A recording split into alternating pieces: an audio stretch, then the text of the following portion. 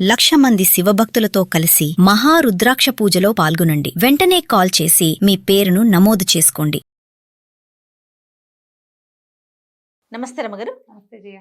మంచి చందమామ కథ ఒకటి చెప్తారా? పాత కథ చెప్తా. ఓ ఊళ్ళో ఓ కుటుంబం ఉంది. 2 అబ్బాయిలట వాళ్ళకి. 2 పిల్లలు అంత కొంచెం పెద్దవాళ్ళు అయ్యాక తల్లి మళ్ళీ గర్భవతి అయింది 3వ మాట. అయితే ఆవిడకి వెలక్కాయ తినాలని చాలా కోరికట. ప్రెగ్నెన్సీలో మగపిల్లలు కాస్త 7-8 ఏళ్ల వాళ్ళు అయ్యారు. 8-9 సంవత్సరాలు, 9 ఏళ్ళు ఒకడికి, 7 ఏళ్ళు ఒకడికి. 2 మంచి చురుకైన వాళ్ళు. అయితే వెలక్కాయ వెలక్కాయ అని రోజు అడుగుతుంటే వాళ్ళు ఎక్కడుంటాయి వెలగపళ్ళు, ఎక్కడో అడవుల్లో ఉంటాయి, ఆడికి ఎవడెళ్తాడు, అవన్నీ నేను చావలేను, ఏదో చింతకాయ పచ్చడి చేస్తూ తిను అని ఆయన కేకలేసేవాడు. అయితే పిల్లలన్నా రోజు వెలక్కాయ కల్లోకి వచ్చిందని చెప్పేది తల్లి. వీళ్ళకి ఆ తల్లి కోరిక తీర్చాలని పుట్టింది ఆ మగపిల్లలిద్దరికి. సరే వీళ్ళు ఏం చేశారు, అందరినీ అడిగేవాళ్ళు వెలక్కాయ ఎక్కడ ఉంది, వెలక్కాయ తోటలు ఎక్కడున్నాయి, వెలక చెట్లు ఉన్నాయా అని అడిగితే వాళ్ళు ఎవరో చెప్పారు. అటు ఉత్తరం వైపు వెళ్ళే ఓళ్ళ దారిలో వెలగ చెట్లు ఉన్నాయని అక్కడి నుంచి కోసుకోవచ్చు అని. ఈ పిల్లలిద్దరూ 2 రోజులకి 3 రోజులకి ఒకసారి వెళ్ళి చూసొస్తూ పర్వాలా మనం వెళ్ళగలిగే దూరమేనని ఇద్దరు పోయి అడవిలోకి వెళ్ళారు. వెళ్తే అది పెద్దగా మనుషులు తిరిగే ప్రాంతం కాదు, షార్ట్ కట్స్ ఏవో ఉన్నాయి, ఇంకో పక్క నుంచి వెళ్ళేవాళ్ళు. సరే అందరూ తిరిగేది కాకుండా కొంచెం నిర్జనంగా ఉన్న ప్రదేశంలో చూస్తే వెలగ చెట్లు కనపడ్డాయి. పిల్లలిద్దరూ ఏం చేశారు, చెరుకోవచ్చు ఒకడు చిన్నవాడిని ఎక్కించి పెద్దవాడి కింద ఉండి క్యాచ్లు పెట్టి ఒక 1/2 డజన్ పళ్ళు తెంపేశారు కాదు.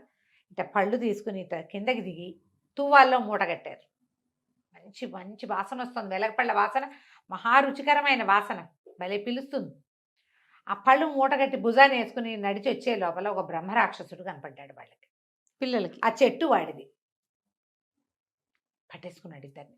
పట్టేసుకుంటే కేకలు పెట్టారు పిల్లలు, వదిలే మమ్మల్ని వదిలింటే, ఎవర్రా మీరు, ఇంత భయం లేకుండా ఎందుకు వచ్చారంటే, ఆ కాదు వెలక్కాయలు కోసుకోవడానికి వచ్చాం, మా అమ్మకి వెలక్కాయలు కావాలంది అని చెప్పేసరికల్లా ఏదన్నాడు, ఎందుకు రా వెలక్కాయ ఏం చేసుకుంటుంది రా మేము అన్నాడు. కాదు మా అమ్మ కడుపుతో ఉంది, ఆవిడకి తినాలంటే తీసుకోవడానికి వచ్చాము, అన్ని కాయలు వద్దు వదిలేస్తాం, 2 కాయలు ఇవ్వు చాలు మాకు, మిగిలిన నువ్వే తీసేసుకోమన్నారు. అనేసరికల్లా వీడికి ఏం తట్టింది, ఈ పిల్లలిద్దరికి అక్కడ కడుపుతో ఉంది అన్న మాట ఇంట్రెస్టింగ్గా తోచింది ఆ రాక్షసుడికి. ఓరి వాడు అన్నాడు, మొత్తం కాయలు పట్టుకుపోండి, మీ ఇద్దరిని వదిలేస్తా, మేమ్మ కడుపుతో ఉంది కదా, కన్నాక ఆ పిల్లని నాకు ఇచ్చేయాలి. ఇప్పుడు ముందు ఈ పీకలు పుచ్చుకున్నాడు, వీడిని వదిలించుకునే ఉపాయం ఏమిటి? అక్కడి నుంచి పిల్లలిద్దరూ విదిలించి సరేనన్నారు. మరి ఇంకో దారి, చిన్నపిల్లలు ఇంకేమంటారు, ఏం చేస్తారు? సరే వెలక్కాయలన్నీ పుచ్చుకుని ఇంటికి బికమొహాలు వేసుకుని వచ్చారు. వాళ్ళమ్మ సరే వెలక్కాయలు వెలగ వాసన వచ్చేసరికల్లానే వెంపర్లాడిపోయి గబగబా పచ్చడి చేసుకుని దానికి అన్నం పెట్టుకుని తిని, అబ్బా ఎంత సంతోషంగా ఉందిరా, ఎంతో బాగుంది అంది. బెల్లం వేసుకుని తొక్కి పచ్చడి చేసి పెట్టుకుంది, పచ్చడి చేసుకుంది. 2 పూటలు గడిచేసరికి పిల్లలు బిక్కమొహాలతోటి తిరుగుతున్నారు. రాత్రిపూట నిద్రలో ఏడుస్తూ కనపడ్డారు. అక్కడి నుంచి బతిమలాడింది, ఎందుకురా ఏమైందిరా, ఏదైనా దెబ్బ తగిలిందా, కడుపులో నొప్పిగా ఉందా, ఆకలిస్తుందా, నాన్న తిట్టాడా, 100 ప్రశ్నలు అడిగితే అమ్మ వెలక్కాయలు కోయటానికి అడవిలోకి వెళ్తే రాక్షసుడు పట్టేశాడు, నువ్వు కన్నాక పుట్టిన పాపాయిని తనకి ఇచ్చేయాలన్నాడే, లేకపోతే మా ఇద్దరిని చంపేస్తామన్నాడు అనేసరికల్లా ఇక భయం వేసింది. కానీ పిల్లల్ని ఓదార్చింది గట్టిది. ఏమంది, ఒరే ఇప్పుడు కాదురా చెల్లాయో తమ్ముడో పుట్టాక కదా, ఆనాడు చూసుకుందాము, ఇంతకీ 4-3వ నెల కనాలుగా. సరే అక్కడి నుంచి సర్దుకున్నారు పిల్లలు. వాళ్ళ అమ్మ ఏదో మరిపించింది, ఆ కథ ఈ కథ చెప్పింది. రాక్షసుని ఎట్టా మట్టు పెట్టచ్చో బోళ్ళని చందమామ కథలు ఉన్నాయి, ఆ రోజుల్లో కూడా ఉండేవి. నెత్తి మీద వేడి నూనె పోయటం, అరిసెలు కర్ర పెట్టి నెత్తి మీద ఒకటి పెట్టడం, దుడ్డు కర్ర పెట్టి కొట్టేయటం, అట్లాంటివి బోళ్ళు కథలు చెప్పి పిల్లల్ని మాయబుచ్చేసింది. సరే కొన్ని రోజులకి కన్నది ఈవిడికి ఆడపిల్ల పుట్టింది. చక్కగా అందంగా బొమ్మలా ఉన్న పిల్లకి కనకమ్మ అని పేరు పెట్టుకున్నారు. సరే 6-8 నెలలు గడిచాక ఈ ఊళ్ళలో జనాలు ఎవరో మాట్లాడుకుంటూ అటు పోతుండగా వీళ్ళింటో ఆడపిల్ల పుట్టిందని బ్రహ్మరాక్షసుడికి కర్ణాకర్ణిగా తెలిసిపోయింది. ఒకరోజు వచ్చేసాడు వాడు రాక్షసుడు, వీళ్ళ ఇంటికి వచ్చేసరికల్లా ఈవిడ పంచలో కూర్చుని పిల్లకి పాలిస్తోంది ఒళ్ళో వేసుకుని. అది చూసి నీ కొడుకులిద్దరిని వదిలిపెట్టేశాను, ఈ పిల్ల కోసం ఇచ్చేయి, నా పిల్లని నాకు ఇచ్చేసేయి, నేను ఇచ్చిన వెలపళ్ళు దీనికి అన్నావు దీన్ని అని కేకలు పెట్టాడు. ఆవిడేమంది, అదేమిటి ఇంత పాలు తాగే పిల్ల, ఇది ఇంతుంది, ఇది నీకేం సరిపోతుంది, కాస్త 6-7 ఏళ్ళు 8 ఏళ్ళు రానివ్వు, పిల్ల కొంచెం పెరుగుతుంది, అప్పుడు ఇస్తా. మేము ఆటాపాట ముద్దు ముచ్చట చూసుకుంటాం, ఆడపిల్లలు లేరు నాకు, ఇద్దరు మగపిల్లలేను, అప్పుడు పట్టుకెళ్తూ కానీ అప్పుడు ఆ మాత్రం పెళ్ళైతే కదా నీకు సరిపోయేదని అనేసరికి సరేనండి రాక్షసుడు, ఇది పాయింటే కదా, అవును. పిల్ల కొంచెం పెరగాలి కదా, ఏ పండైనా పక్వానికి వస్తేనే రుచిగా ఉంటుంది, పచ్చికొస్త పాక ఏమి రుచి అని పిల్లని వదిలిపెట్టిపోయాడు. భర్త పిల్లలు గోల పెట్టారు, ఎట్లా ఎట్లా ఎట్లా తప్పించుకుంటే కొంతకాలం తప్పించుకుందాం తర్వాత చూద్దాం. ఉమ్. పిల్ల మంచి తెలివిగలది, దానికి ఏడాదికే నడకొచ్చేస్తుంది, ఏడాదికే మాటలు పాటలు అన్నీ వచ్చినాయి. ఈ 7-8 ఏళ్ల దాకా వీళ్ళ దగ్గరే ఉంది. 7-8 ఏళ్ళు వచ్చాక వాళ్ళ అమ్మ అనేది నువ్వు పెద్దదాని అవుతున్నావని తెలిసిందంటే ఆ రాక్షసుడు వచ్చి పడతాడే తల్లి అంటే, రాని అమ్మ చూసుకుందాం, రాని అమ్మ చూసుకుందాం అనేది పిల్ల. అది ఇంకా గట్టిది. గట్టిది. ఉమ్. అక్కడి నుంచి దీనికి 8వ పుట్టినరోజో ఏమో వస్తూ ఉండగా రాక్షసుడు వచ్చారు ఒకరోజు. ఇక ఇప్పుడు ఏం చెప్పడానికి వీలు లేదు, అవును. పెళ్ళిని అవును. తెత్తునుంది. 7-8 ఏళ్ళు వచ్చేసరికల్లా ఆడపిల్లలు సాగోరు ఉంటారుగా కొంచెం పొడుగ్గా, అవును. అక్కడి నుంచి ఆ పిల్లని ఎత్తి భుజాన్నేసుకున్నాడు. భుజాన్నేసుకుని నీకు సరిపోదు ఈ పిల్ల, నీకు చాలదు, ఇంత చిన్న పిల్ల, ఇది నీకు సరిపోదని తల్లిదండ్రి చెప్తే ఏమన్నాడు, ఆ పెంచేదేదో నేనే పెంచుకుంటా, నేనే పెంచుకుని నాకు సరిపోయే సైజు వచ్చాక అప్పుడు తింటానని చెప్పి భుజాన్ని వేసుకుని తీసుకొచ్చాడు. తీసుకొస్తే ఒక పెద్ద కోట, ఆ వెలగ చెట్ల వెనకాల వాడి కోట ఉంది. ఉహు. చాలా పెద్ద ఇల్లు, చుట్టూతా చెట్లు గిట్లు ఉండి మామూలు మనుషులు ఎవ్వరు దానికి దగ్గరలోకి రారు, ఒక తోటల్లే ఉంది. ఆ ఇంట్లో దించాడు. పిల్ల కాస్త అన్నం వండుకొని తింటాలు అన్నీ వచ్చు, పళ్ళు కోసుకొని తింటాలు వచ్చు. 7-8 ఏళ్ళు వస్తే పాతకాలంలో 8 7 పిల్లలకి అన్ని పనులు వచ్చే ఉండేవి. అవును. అవును. అక్కడి నుంచి పిల్లని ఇంట్లో దింపితే అది ఆ ఇల్లంతా తిరిగి అటు తిరిగి ఇటు తిరిగి చూస్తూ ఉండేది. భయం లేకుండానే ఉంది, చూద్దాం ఎన్నాళ్ళు గడుస్తుందో అని. అంత పైగా 7-8 ఏళ్ల పిల్లలకి అంత భయాలు తెలియవు అందరికీ. అవును. అయితే ఈ రాక్షసుడు పొద్దున్నే వెళ్ళి సాయంత్రం తిరిగి వచ్చేవాడు. వాడు లేనప్పుడు ఇది ఇంటి చుట్టుపక్కల ఉన్న తోటలో చెట్లెక్కి పొట్లెక్కి పువ్వులు కోసుకుని తిరుగుతూ ఉండేది. తిరుగుతుంటే ఈ ఇంటికి పెడగా ఒక స్తంభం ఉంది, గంధపు స్తంభం, పెద్ద స్తంభం లాంటిది ఉంది. ఆ స్తంభం ఏమిటో వాడికి కూడా తెలియదు.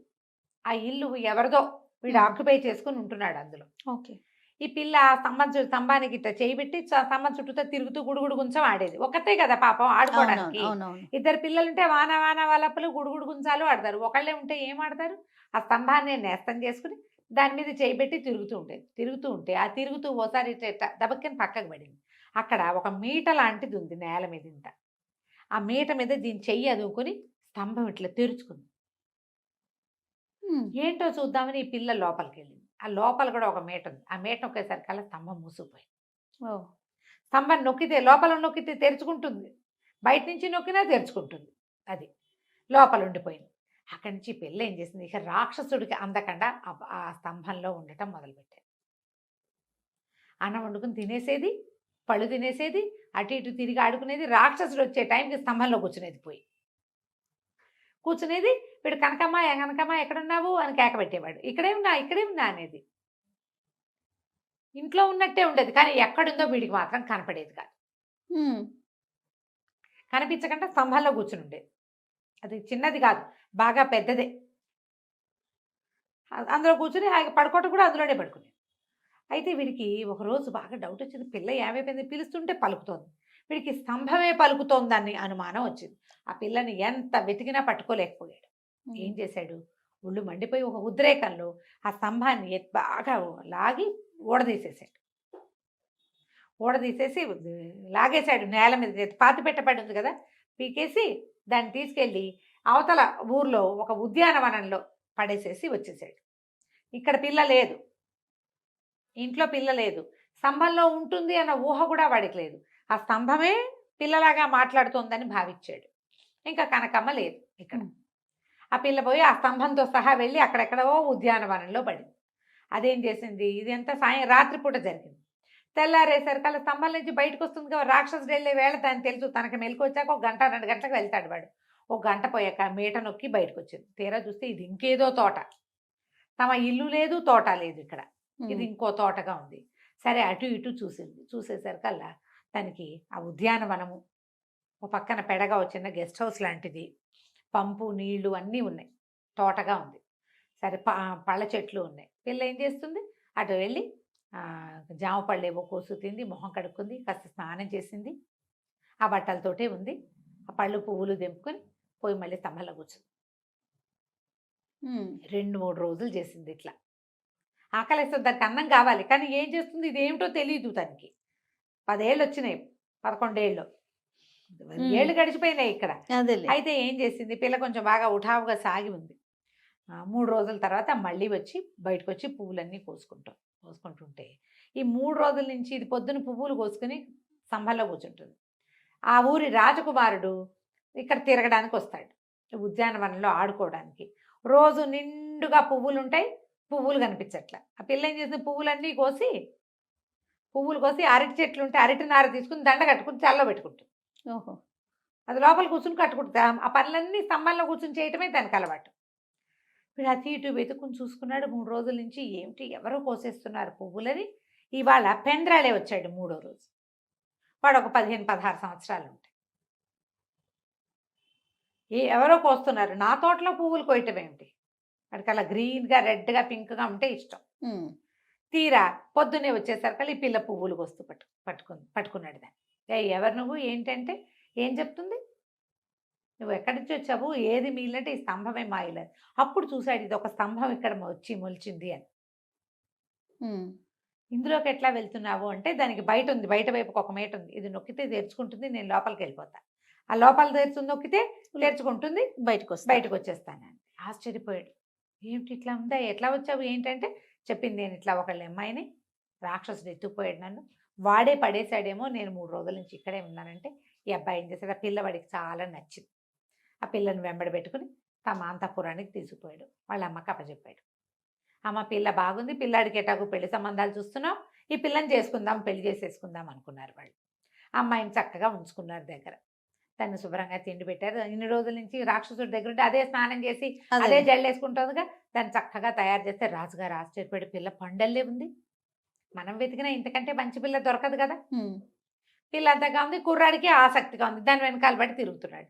సరే పెళ్లి చేస్తాము, ఇంకొంచెం కొద్దిగా పిల్ల సాగాక, పిల్ల ఈడేరాక పెళ్లి చేసుకుందాం అనుకున్నారు. పిల్లని తమ దగ్గరే ఉంచుకుని, మళ్ళీ వాళ్ళ ఇంటికి పంపిస్తే బ్రహ్మరాక్షసుడు పట్టేస్తాడు. తమ దగ్గరే ఉంచుకుని ఏదో చదువు చెప్పించారు. 13-14 ఏళ్ళు రాగానే పెళ్ళి అన్నారు. పిల్లాడికి 20 ఏళ్ళు వచ్చేసినాయి. ఈ పిల్ల ఇంకా వాళ్ళ అమ్మా నాన్న పేరే ఎత్తకుండా ఉండిపోయింది ఇక్కడ. అమ్మా నాన్న పేరు ఎత్తితే రాక్షసుడు పట్టేస్తాడు. అయితే కర్ణాకర్ణిగా రాక్షసుడికి తెలిసింది, మళ్ళీ ఓ స్తంభంలో నుంచి బయటపడిన ఒక పిల్ల రాజుగారింట్లో పెరుగుతోందని, దానికి పెళ్ళని. సరే వాడు టైం కోసం వేచి ఉన్నాడు. ఒక గాజుల వాడిగా రూపం మార్చుకుని ఊళ్ళోకి తిరగడానికి మొదలుపెట్టాడు. ఈ పిల్లకి పెళ్ళి 5 రోజుల్లోనో ఏమో పెళ్ళి. ఆ పెళ్ళి అయితే పెళ్లి కూతురుని చేశారు. ఈ పెళ్లి కూతురుని చేశాక ఈ పిల్లకి గాజులని కేక వినపడింది బయట. గాజులు కేక వినపడుతుంది, చేతి నిండా గాజులు వేసుకుంటే బాగుంటుంది. ఆ పిల్ల ఏమో పల్లెటూరు పిల్ల. అక్కడ అందరికీ చిన్నప్పుడు తమ తల్లికి ఇన్ని గాజులు ఉండటం తెలుసు. బంగారు గాజులు కంకణాలు వేస్తారు. ఆ గలగల్లాడే మట్టి గాజుల కోసం ఆమె గాజులు వేయించుకుంటానని అడిగేసరికి ఆ గాజుల వాడిని కేకేశారు. వాడికి చేతి నిండా గాజులు వేసి ఈ పిల్లని ముట్టుకునేసరికి ఇదే కనకమ్మని తెలిసిపోయింది. అతను చూసిన పిల్ల 11 ఏళ్ళది, ఇప్పుడు 14 ఏళ్ళు వచ్చి ఇంటెత్తునుంది. పట్టుకుని, ఓ కనకమ్మ, నన్ను గుర్తుపట్టేవా, నేనే పెంచాను నిన్ను, నీ పెళ్ళి కాదు, నేను నిన్ను వచ్చి తినేస్తాను, నీ పెళ్లి రోజునే నేను నిన్ను తినేస్తాను, ముందు రోజు రాత్రి వచ్చి నిన్ను తినేస్తానని చెప్పాడు. ఈ పిల్ల వలవల ఏడ్చింది, ఏం చేయాలో తెలియలే. చేతి నిండా గాజులు ఉన్నాయి, పెళ్లి కూతురుని చేశారు. పిల్ల బిక్కమొహం వేసుకుని కూర్చుంది. రాజుగారు అబ్బాయి ఇచ్చాడు. ఎందుకు అట్లా ఉన్నావు, ఏమైందంటే, రాక్షసుడు చెప్పాడు నన్ను తినేస్తాట, వచ్చేసాడు, వాడు కనిపెట్టేశాడు నన్ను అంటే. సరేనా అతను ఏదైనా ఒక ఉపాయం ఆలోచిద్దాం ఉండని మంత్రి గారితో మంత్రాలోచన చేశాడు. చేశాక దానిదేముంది, అమ్మాయిని దాచిపెట్టేద్దాము, పెళ్లి రోజు దాకా పిల్లని ఎవరికంటా పండివ్వద్దు, కానీ పిల్ల ఉన్నట్టే చూపిద్దాం అని చెప్పి ఏం చేశారు, చక్కెర పాకంతో కనకమ్మంత పొడుగు బొమ్మని చేయించారు. పంచదార చిలకలు చేస్తున్నారు పెళ్లికి, అంతంత చిలకలు చేస్తారు కదా. ఈ పంచదార పాకంతో ఈ పిల్ల ఉన్నంత పొడుగున ఒక బొమ్మ చేయించారు, ఆడపిల్ల బొమ్మ ఒకటి. అంతంత బొమ్మలు కూడా చేస్తారు కదా చక్కెర బొమ్మ చేయించి దాన్ని ఏం చేశారు, ఆ పెళ్లి ముందు రోజు సాయంకాలమే ఆ పోత పోయిచ్చారు. ఆ బొమ్మని అంతఃపురంలో ఆ అమ్మాయి గదిలో పడుకోబెట్టారు. బట్టలు అవి దుడిగేద్దానికి ఓ దుప్పటి కప్పారు. ముందు రోజు రాత్రి వచ్చాడు, మర్నాడు పొద్దునే పెళ్ళి అన్నారు. అంత ఊరంతా సందడిగా హడావిడిగా ఉంది. రాక్షసుడు వచ్చాడు లోపలికి. వచ్చి అంతఃపురం లోపలికి వస్తే ఈ పిల్లని వీళ్ళు దాచిపెట్టేశారు. ఆ మంచం మీద పడుకున్న చక్కెర బొమ్మని దుప్పటి తీసి చూస్తే చీకట్లో కనపడుతోంది బొమ్మ. ఎత్తి అమాంతం భుజాన్ని వేసుకున్నాడు. భుజాన్ని వేసుకుని నడవటం మొదలుపెట్టాడు. ఆ లోపల అంతఃపురంలో చేయి తగలకుండా దుప్పటి ముసుగేసి ఉన్నది గట్టిగా ఉంది బొమ్మ. వీడు భుజాన్ని వేసుకుని గబగబా నడుస్తుండేసరికల్లా ఆ కదలికల వేడికి బయట ఉన్న వాతావరణానికి మెల్లిగా బొమ్మ మెత్తబడ్డం మొదలుపెట్టింది. పాకం కరగదు, అదేగా. ఆ. మెత్తబడేసరికల్లా ఏమిటే మెత్తగా అయ్యావు కనకమా అని ఏమిటి అనేసి ఇట్లా అన్నాడు బొగ్గ. అనేసరికల్లా టుప్పుకున్న ముక్క ఊడొచ్చింది. ఆ ముక్క ఏమిటి ఏమిటే ముక్కలు ఊడొస్తుంది అని నోట్లో వేసుకున్నాడు. తీయగా ఉంది. ఓసిని ఇంత తీయగా ఉన్నావు ఏమిటే కనకమా నువ్వు అని ఒక్క ముక్క చెయ్యి కాలు తినేశాడు.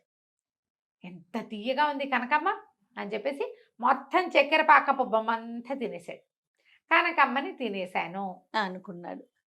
అనుకుని రాక్షసుడు తన ఇంటికి వెళ్ళిపోయాడు. మర్నాడు పొద్దున్న పెళ్లి చేసేశారు. ఈ పొద్దున్న తెల్లవారేసరికల్లా ఈ పిల్ల రాక్షసుడి పీడ విరగడైపోయింది. ఇంకా వాడు రాడు అనుకోగానే మా అమ్మని నాన్నని పిలిపించండి, వాళ్ళ సమక్షంలోనే పెళ్లి చేసుకుంటానంటే వీళ్ళు కబురు చేసి వాళ్ళ అమ్మ నాన్న అన్నదమ్ములు ఇద్దరిని పిలిపించారు. అమ్మ నాన్న అన్నదమ్ములు ఇంతంత అయిపోయారు, పెద్ద పెద్దవాళ్ళు, అన్నయ్యల పెళ్ళిళ్ళు అయినాయి, పిల్ల లేదు కదా మరి వాళ్ళ దగ్గర. చక్కగా అంతా కుటుంబం అంతా వచ్చి దగ్గరుండి పెళ్లి చేస్తే వాళ్ళు ఏం చేశారు, ఒక భూత వైద్యుడిని పిలిపించి వీళ్ళ ఊరు చుట్టూతో మళ్ళీ రాక్షసుడు లోపలికి రానివ్వకుండా ఒక మంత్రాల కంచె వేయించేశారు. కనకమ్మ హాయిగా రాజుగారి అబ్బాయిని పెళ్లి చేసుకుని సుఖంగా ఉంది. కథ కంచికి మనం ఇంటికి